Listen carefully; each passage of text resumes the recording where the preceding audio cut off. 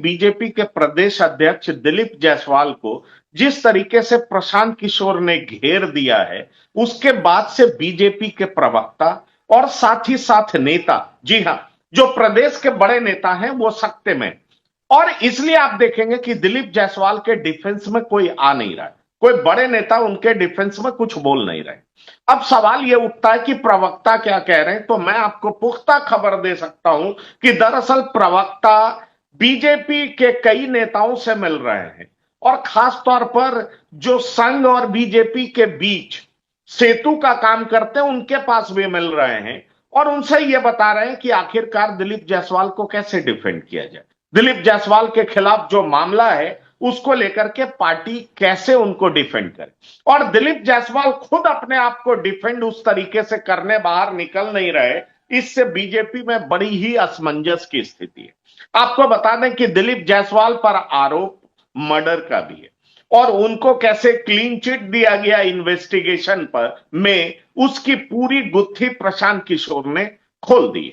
अब सवाल यह उठता है कि जो आईपीएस जो इन्वेस्टिगेट कर रहे थे, उन्होंने क्या अपनी पत्नी को एमबीबीएस की डिग्री दिलाने के एवज में इन्वेस्टिगेशन को चौपट कर दिया और दिलीप जायसवाल को क्लीन चिट दे दी।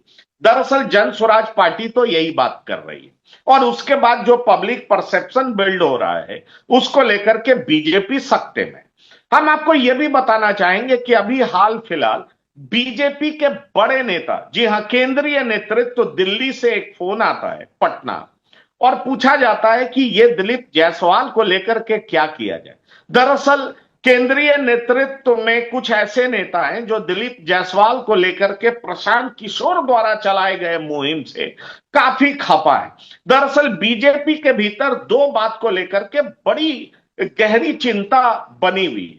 बीजेपी को यह लग रहा है कि एक तरफ बीजेपी को नुकसान हो सकता है कि हम ऐसे मुख्यमंत्री के नेतृत्व में चुनाव लड़ रहे हैं जिनको लेकर के पब्लिक में यह परसेप्शन बन गया है कि वो अचेत है। लेकिन दूसरी तरफ जो गंभीर समस्या है वो ये है कि बीजेपी को लेकर के कि भाई जिसके प्रदेश अध्यक्ष पर ही मर्डर का आरोप लगने लगे, जिसके प्रदेश अध्यक्ष पे एक माइनॉरिटी इंस्टीट्यूशन को हथियाने का आरोप लगने लगे, जिसके प्रदेश अध्यक्ष पहले कांग्रेस में होते हो और तमाम पार्टी के नेताओं को सेट करके, ब्यूरोक्रेट को सेट करके उस कॉलेज को उन्होंने हथियाने का काम किया है, इस तरह का आरोप लगने लगे। चुनाव से पहले अगर बीजेपी पर इस तरह के आरोप विपक्षी नेता लगा रहे हो तो केंद्रीय नेतृत्व का परेशान होना लाजमी।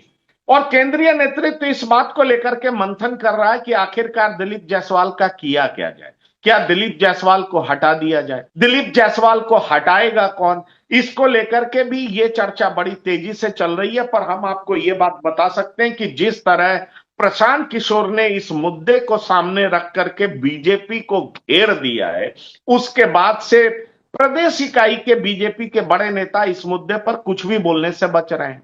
प्रवक्ता अपने प्रदेश अध्यक्ष को डिफेंड करने से बच रहे हैं। इक्के दुक्के प्रवक्ता आते हैं, बस वो ये कह देते हैं कि ये मामला निराधार है, ये आरोप निराधार है, उसके बाद केस के मेरिट के बारे में कुछ बोल नहीं पाते। दिलीप जायसवाल भी बाहर आए, उन्होंने एक ट्वीट जरूर किया, प्रशांत किशोर को तरह तरह की बातें उन्होंने कही, लेकिन केस के मेरिट पर उन्होंने कुछ नहीं बोला। माइनॉरिटी इंस्टीट्यूशन हथियाने के आरोप पर उन्होंने जम करके बोला नहीं और जाहिर तौर पर इसी वजह से बीजेपी के कार्यकर्ता डिमोरलाइज्ड हैं, प्रवक्ता डिमोरलाइज्ड हैं।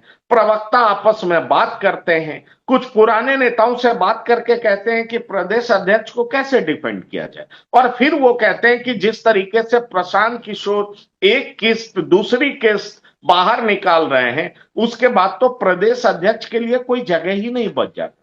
पार्टी इस स्थिति में कैसे चुनाव के लिए जाएगी, पार्टी को कौन बचाएगा, और इसकी चिंता अब केंद्रीय नेतृत्व तक पहुंच जाती है। और मैं आपको यह बता सकता हूं कि इसको लेकर के, जी हां, इसको लेकर के केंद्रीय नेतृत्व के एक बड़े नेता ने बिहार में फोन लगाया और उन्होंने पूछा कि क्या किया जा सकता है, इसका आखिरकार कैसे इस स्थिति से निपटा जाए। और खबर उनके पास यहां तक है कि प्रशांत किशोर सारा प्रूफ लेकर के बैठे हैं।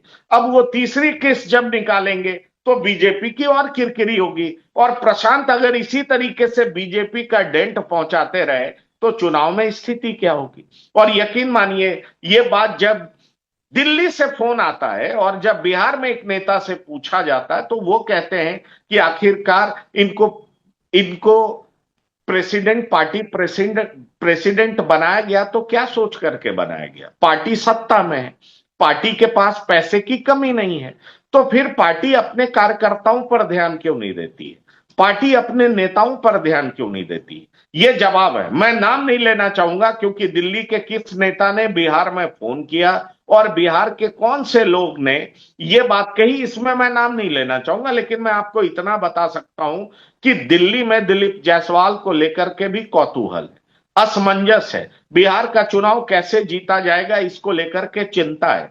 प्रशांत किशोर जिस मुद्दे को उठा रहे हैं उसको देख करके कहा जा सकता है कि प्रशांत किशोर ज्यादा नुकसान बीजेपी को पहुंचाते हुए दिख रहे हैं। ऐसे में सवाल उठता है कि बीजेपी जैसी पार्टी का प्रदेश अध्यक्ष घिरा हुआ हो, आरोपों से घिरा हुआ हो और जवाब बीजेपी पूरे तरीके से दे नहीं पा रही हो तो चिंता होना लाजमी है। प्रशांत ने वही हिट किया है जहां प्रशांत को हिट करना चाहिए। ऐसा अंदर खाने बीजेपी के कई नेता बोलते हैं। दरअसल वो ऐसा इसलिए बोलते हैं क्योंकि उनको लगता है कि चाल चलन चरित्र और चेहरा जिस पर प्रशांत किशोर ने हिट किया है, दरअसल बिहार में बीजेपी के कुछ नेताओं द्वारा ये एक्सपोज किया जा रहा है क्योंकि पास्ट में उनका चरित्र, उनका रिकॉर्ड ऐसा ही रहा। पर राजनीति की एक हकीकत है कि perception is more real than realities. आप ये जान लीजिए, राजनीतिक लड़ाइयां परसेप्शन पर भी लड़ी जाती और परसेप्शन ऐसा बन रहा है कि क्यों दिलीप जायसवाल चुप है, क्यों नहीं प्रशांत किशोर को जवाब दे पा रहे हैं, क्यों नहीं आगे आकर के वो प्रेस कॉन्फ्रेंस कर रहे हैं। अब तो प्रधानमंत्री भी जा चुके हैं, उन्हें जम करके प्रेस कॉन्फ्रेंस करके अपनी बेगुनाही साबित करनी चाहिए, पर वो बेगुनाही साबित क्यों नहीं कर रहे। इस पर जवाब आता है कि वो इसलिए नहीं कर रहे हैं क्योंकि प्रशांत किशोर तीसरी किस्त भी लेकर के बैठे। जिस दिन वो प्रेस कॉन्फ्रेंस करेंगे इस बात पर ज्यादा बोलेंगे, प्रशांत किशोर तीसरी किस्त भी सामने रख देंगे और फिर ऐसी स्थिति हो जाएगी जिसका जवाब देना बीजेपी के लिए मुश्किल हो जाएगा।